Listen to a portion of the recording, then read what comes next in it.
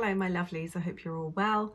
I'm watching a requested video today, which is a Mr. Ballen video. It is 3 videos with disturbing backstories, part 9.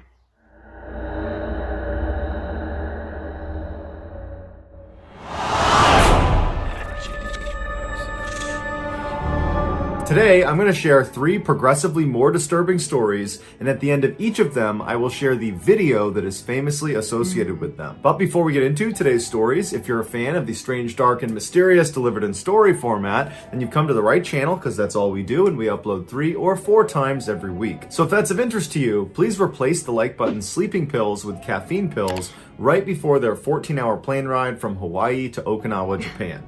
Also, please subscribe to our channel and turn on all notifications so you don't miss any of our weekly uploads. All right, let's get into today's stories.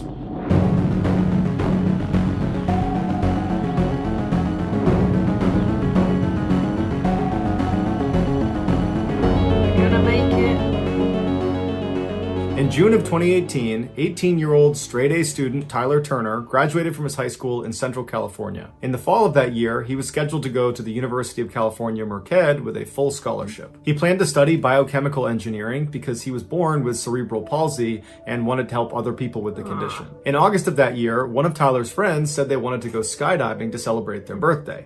Tyler was nervous about it, but he had never done it before and figured, you know what, it'll be fun, I'll do it. His mother, Francine, who was very close with her son, was very nervous about her son jumping out of a plane, and so she asked if she could tag along to provide moral support and maybe take some pictures, and he said that was fine. So on the 6th of the month, Tyler and his mother hopped in the car and drove over an hour north to the Lodi Parachute Center, where they met up with Tyler's other 3 friends. They were all very nervous, but very excited. So the group went inside the main building, and Tyler went up to the counter, and he paid $100 for a single tandem jump from 13... Have you done skydiving? I haven't, my husband did. But no. I think I probably would have done it when I was younger, but now I'm a mum, you know, your sort of priorities change. You don't tend to take as many risks, but... 1,000 feet. A tandem jump is when 2 people jump together under one parachute. And so most commonly, you're going to have the instructor who's got the parachute on his or her back, and then on their chest, harnessed at 4 different points, is going to be their student or whoever they're jumping with, and they don't have a parachute. They're just tethered to the instructor who has the parachute. And so in this case, Tyler would be strapped on to his instructor. And so the advantage for Tyler as a first-time jumper is that he would not need to do anything once they're in free fall. The instructor would be 100% in control of keeping them steady in the air, of pulling the parachute, of dealing with any malfunctions, of flying the canopy, and of landing. It's all done by the instructor. After paying, Tyler and his mother walked over and met his instructor, the guy he'd be strapped onto. It was a 25-year-old man named Young Kwan who told him he had jumped over 700 times. And so Young told Tyler that he needed to watch a safety video before they did anything else. And so Tyler and his mother walked into the room, they sat down, the TV turned on, and a very simple safety video came on. And partway through it, another instructor walked in and just turned it off and told Tyler and his mother, you've seen enough, you guys can go. Francine was a little bit alarmed at this behavior because it seemed odd to skip over safety when you're jumping out of a plane for the first time, but she figured, you know what, they must know what they're doing, I'm sure it's fine. Just before 10 a.m., Young helped Tyler get into his tandem jump harness that would allow him to connect onto Young's chest, and then afterward, Tyler walked over to his mom, gave her a big hug, told her he loved her, and then he departed his mother and walked his way over to the staging area where he and the other jumpers, that included his friends, were waiting for the plane to start so they could actually board. While they waited, Tyler was really nervous, and his instructor picked up on it. And so to put Tyler at ease, he began filming Tyler and interviewing him about his upcoming jump to kind of make light of the whole situation, and it seemed to work. My name is Tyler Turner. What are you doing here? I am gonna jump out of a plane. It's your first time. First time indeed. That's my mom over there. Hello. Very loving mom. Done a lot for me in my life. Hope more that she'll help me with more of my life, because I want to make it. Okay, we're gonna make it. After they recorded this video, the plane was ready to go, so it was time to start boarding. And so Tyler and his instructor walked over, but Tyler stopped on the tarmac. He took a knee and prayed, and then he stood back up, he turned to his mother, he waved one more time, and then he boarded the plane. After a little while, the plane took off, and then after a little while longer, it was up at 13,000 feet, flying in circular patterns. I mean, it's a Mr. Ballen video, so we know things are going to go south. I'm just worried.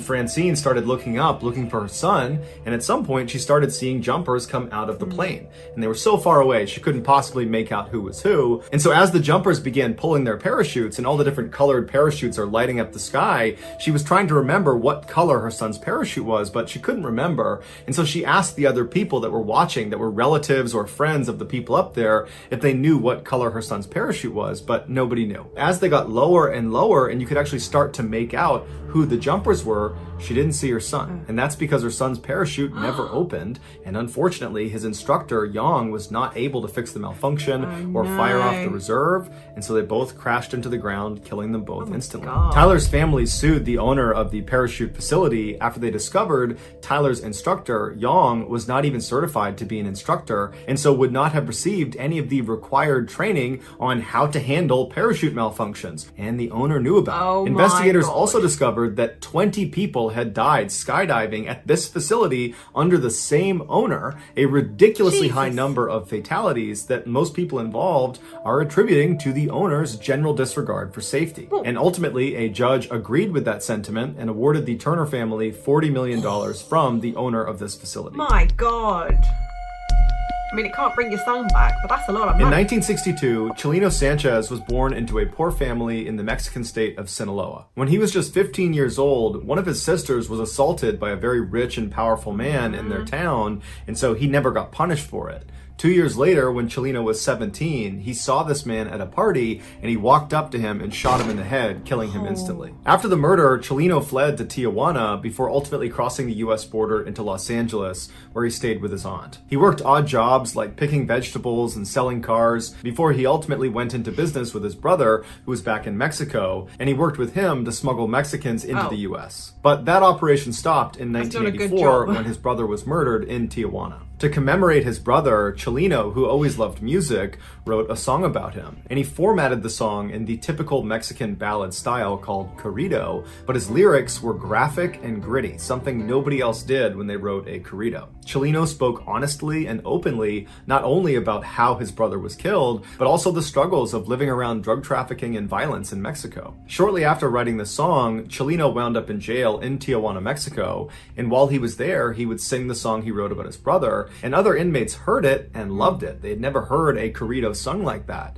And so they asked Chileno if he would write songs about them and their exploits. Soon, Chileno was being commissioned by all these inmates in this prison to write their songs in exchange for money and for favors. When Chileno got out of prison, his unique songwriting abilities had spread beyond the prison walls to other criminals and drug traffickers and kingpins in Mexico, and before long, Chileno was being approached by those people to write their songs. His corridos pioneered a new subgenre of music called narco corrido for their ties to the narcotics industry. Some people today compare the style and lyrics of the narco corrido to gangster rap. By 1987, Chileno's music was not just being shared amongst his paying clients. It had spread into Los Angeles and all over Mexico and was becoming very popular, even though it wasn't being played on the radio because radios thought his lyrics were too graphic. And so it was spreading largely because of word of mouth and because Chileno himself would go to car washes and street corners and he would sell his cassettes to anybody who would take them. By 1991, Chileno was so famous that he actually went on tour, and everywhere he went, the venue would be completely sold out. But given what his narco corridos were about, largely about drug trafficking and the people that are involved in that ecosystem,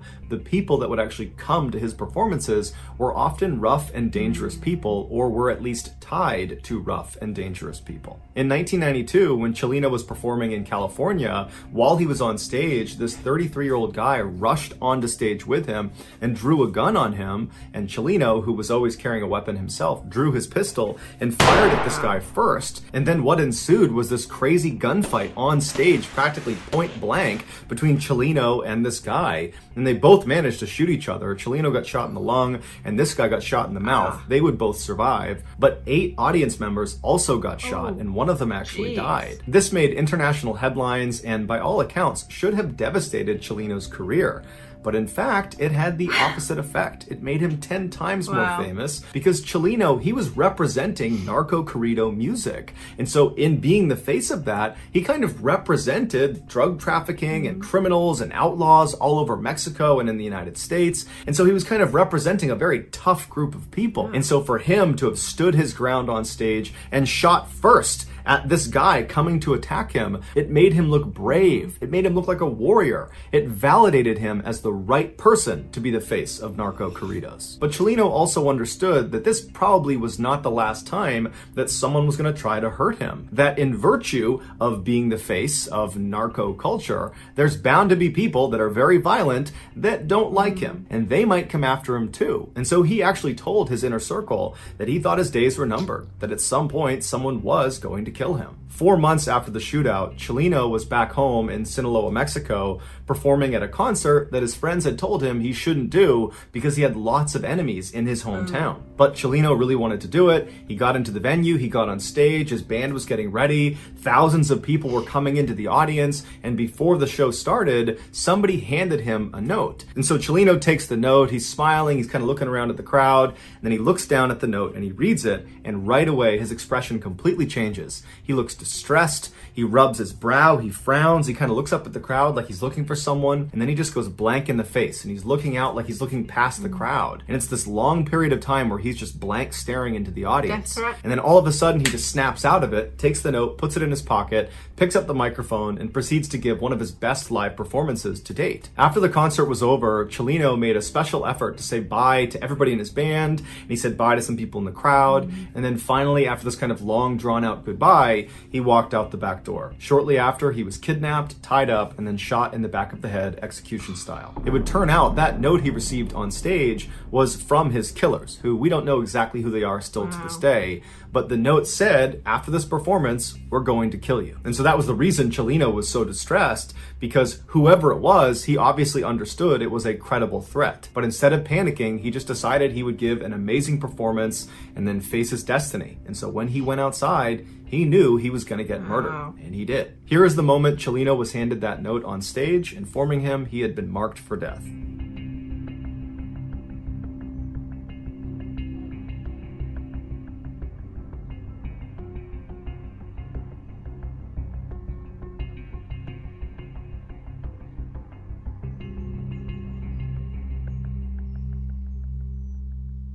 Wow.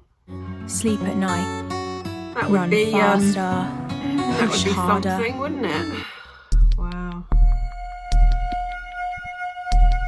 Despite the fact that today there is already tons of shocking content on the internet, there is still something truly insane about Wu Yongning's videos. In 2017, Wu was a 26-year-old climbing enthusiast who was dubbed China's first rooftopper. A rooftopper is someone who, usually illegally, climbs onto rooftops, cranes, smokestacks, big antennas, skyscrapers, or any other really high, dangerous location. Almost always, these daredevils are going to these incredibly dangerous locations in order to capture footage of themselves so they can post it to the internet in hopes that it goes viral and they become famous and make a bunch of money. But because there are so many people competing for the internet's attention, rooftoppers really need to push the envelope if they want to stand out and make it big. And Wu Yongning did just that, and the internet rewarded him with millions of followers and hundreds of thousands of dollars. Yeah, but most rooftoppers would go to the tops of these incredible the locations and then take selfies of themselves standing there posing at the top. Wu would do that, but he also did a couple other things that nobody else was doing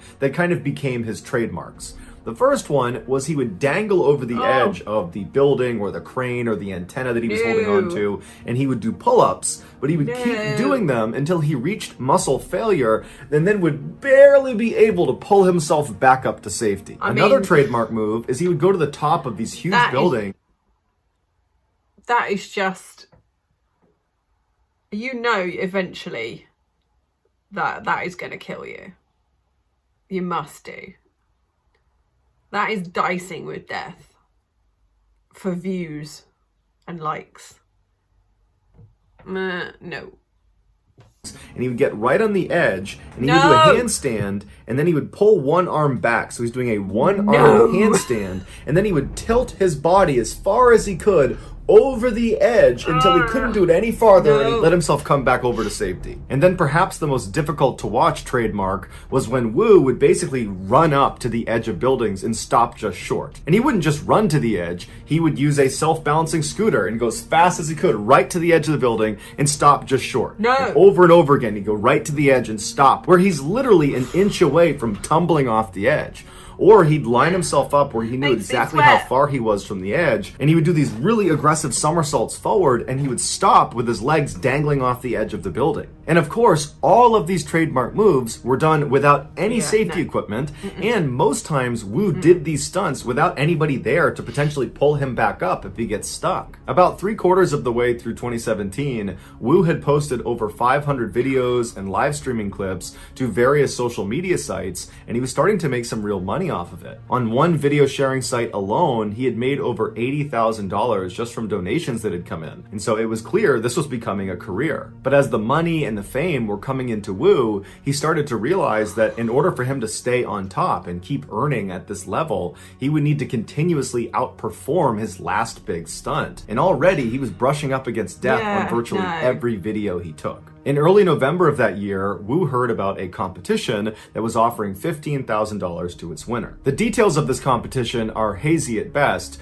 but from the sounds of it, it was a viral video competition. Make the most viral video and you win the prize. This competition served as motivation for Wu to finally attempt his craziest stunt yet. He figured if he had the footage of this particular stunt, he was sure to win this competition, and with the prize money, he could pay for his wedding and cover his mother's medical expenses. And so on November 8th, Wu traveled to the Huayan International Center in central China. This massive 62-story skyscraper would be the tallest building Wu had ever performed a stunt on. The public was only able to get up to the 44th floor, and so Wu had to take the elevator up to somewhere between the 40th and 44th floor, at which point he climbed out of a window and free climbed his way all the way up to the top. So 20 additional floors just climbing the side of a skyscraper. Once he got to the rooftop, he set up his tripod and his camera and he turned on his live stream. And then he walked around and he began preparing himself for the stunt. Live stream viewers that tuned in would see Wu sitting on the edge of the skyscraper, and he's meticulously wiping down the edge of this building. It's the area he'll be grabbing onto to perform his stunt,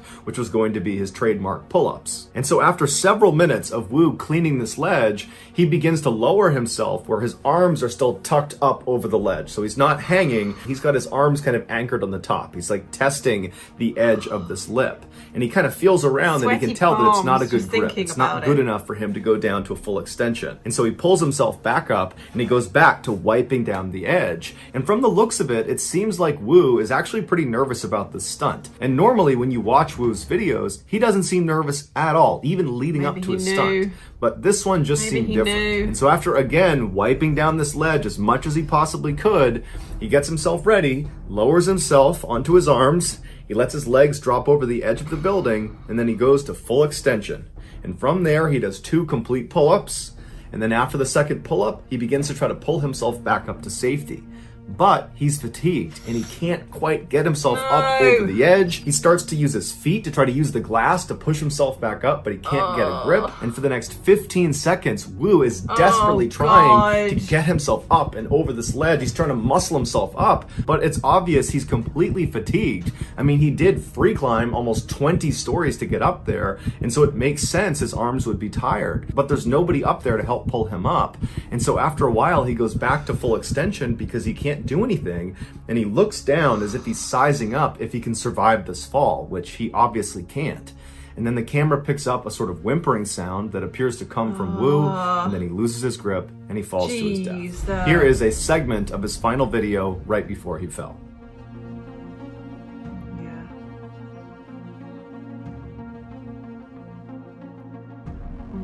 God.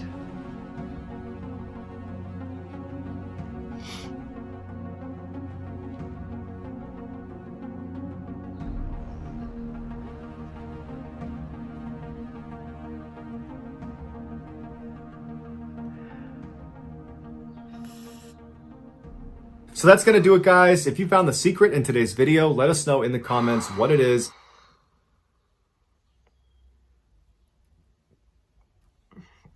That last one actually made me feel a bit sick. I mean, can you imagine hanging there and knowing that you're going to have to drop and die?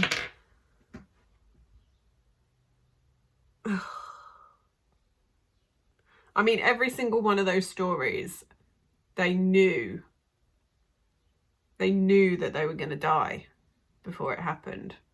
Because the parachuting, he would have known that the parachute wasn't opening, and then they would just continue plummeting down. And then the Narcos singer, obviously he received a note telling him he was going to be killed. That last one though, oh my God. I can't even imagine. Well done, Mr. Ballen, for effectively freaking me out and making me sweat. Let me know if there's anything else you want me to watch, Mr. Ballen rise or otherwise, and I will see you very soon.